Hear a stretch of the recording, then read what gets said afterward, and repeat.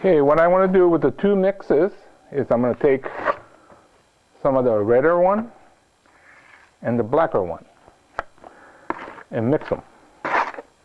But not thoroughly, because we want this more like a marbled or just kind of dispersed like that. Okay? And then so I'll get a few more like that, and I'll show you what I have to do next. The one that's already mixed, okay, I'm going to gently put it over the sand. Okay, now the trowel side, which is flat, is less interesting. So what you're going to have to do is to pick up like so and leave that on the outside. See how the roughness, you'll look much more natural. And then by mixing the two colors, it's not as boring either. And if you look at your mountain ranges, they have multiple colors. Some places it's almost like a rainbow. But so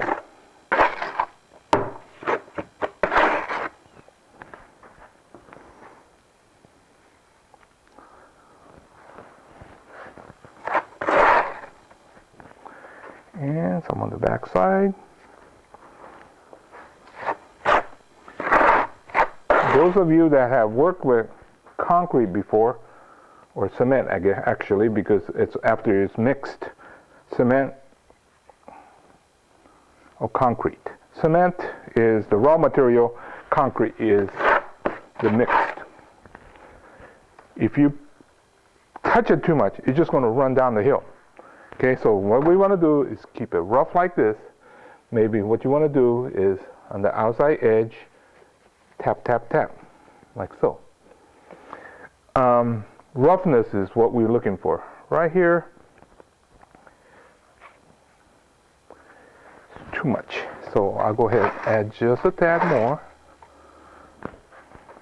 Right here. See? Keep the roughness on the top, smooth on the bottom.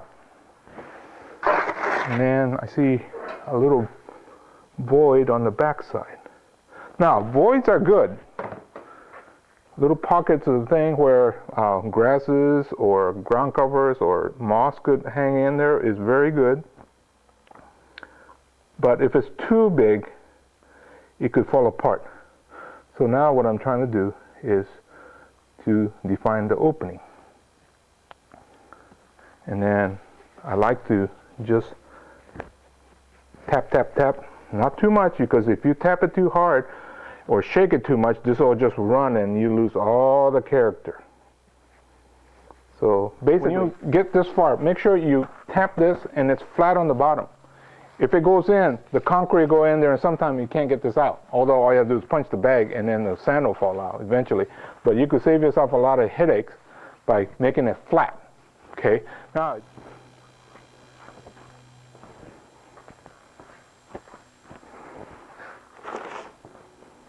okay, this is the cement. Oh, this is the cement. This is the sand. Okay, this batch, I'm not going to put any color at this point. Just going to mix both of them thoroughly.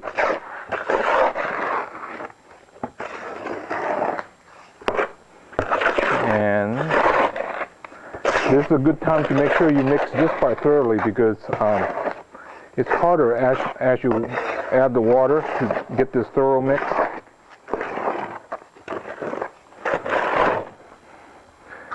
Just enough to mix it thoroughly, but not too wet, because it's so much easier when it's a stiff mix.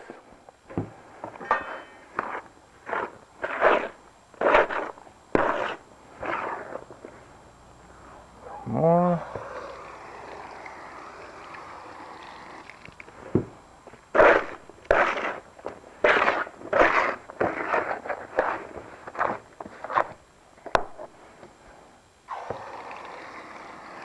Those of you that have a tough time remembering, the formula was 1-to-1.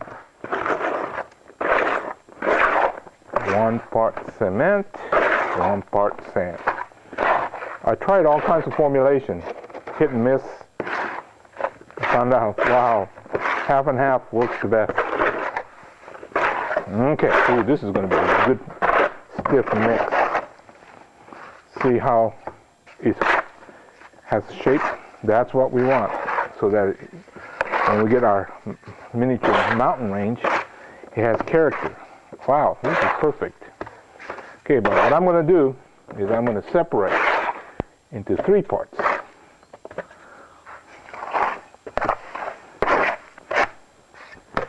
Okay, and in the 3 parts, this I'm going to keep just cement and sand.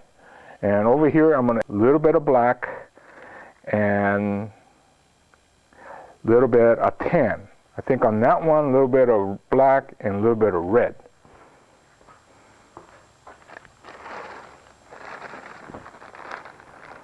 It really doesn't take much. So, a little bit of black on each one. Just a little more. There's no formula for this. It's kind of a guesstimate. And this side you're going to have red, red, black. This one is actually called a chocolate. Okay, so that's what I'm going to try this time. And each time I make one of these things, it's different. That's the fun.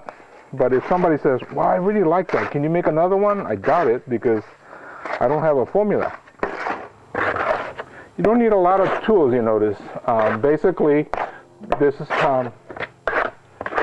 plastic container you can find at your local home improvement center. This is for making small batches of mortar or cement. Not very expensive. The only thing that might be a little unusual is this trowel that I'm using.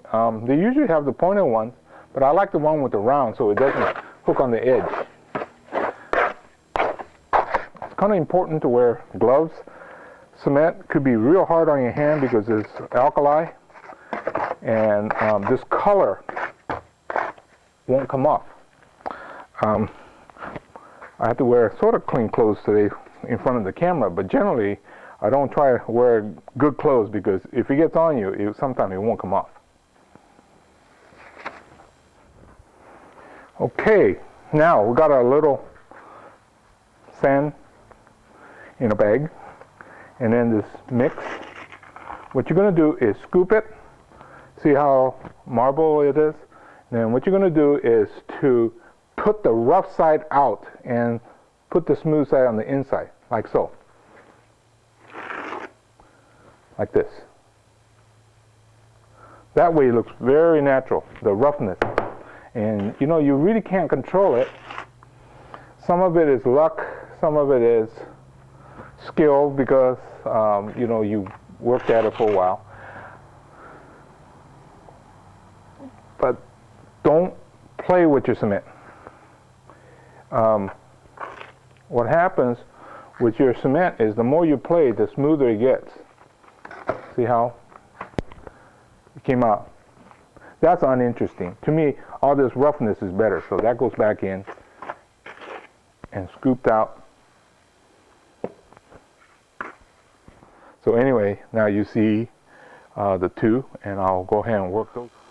Okay, I'm this far along. Now what you're going to do is gently tap, tap, tap. But watch that. See how that thing is slumping? That's why you don't want to touch it too much. You want to have a table that's stable. Just look at that. Even just over here. Tap, tap, and then it starts to slump.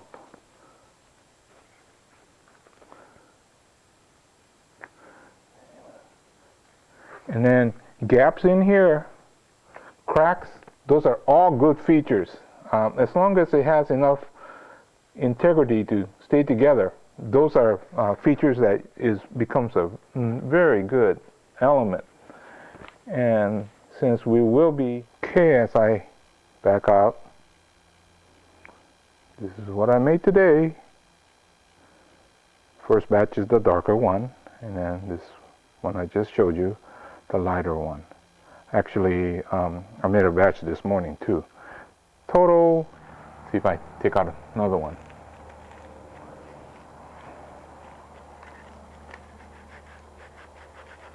Okay, this one here got stuck. Bag is ripped. No big deal, I just put another bag. But I think these are going to be fine.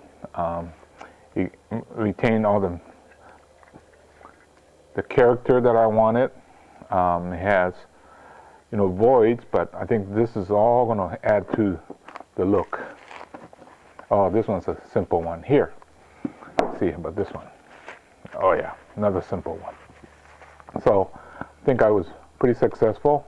I'll just be taking off these little chips along the edge, and I should let these cure for probably a week or so.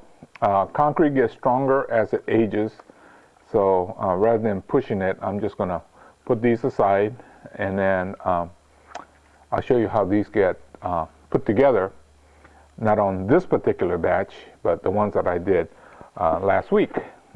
Basic same principle. Oops, this is a bad one here. Remember I said some part has to be strong enough so this kind of things don't happen. And this one was too many weak spots. Probably right through here. So there's always going to be a few mistakes, but hey, that's the nature of this kind of business here. So anyway, I will get back to you.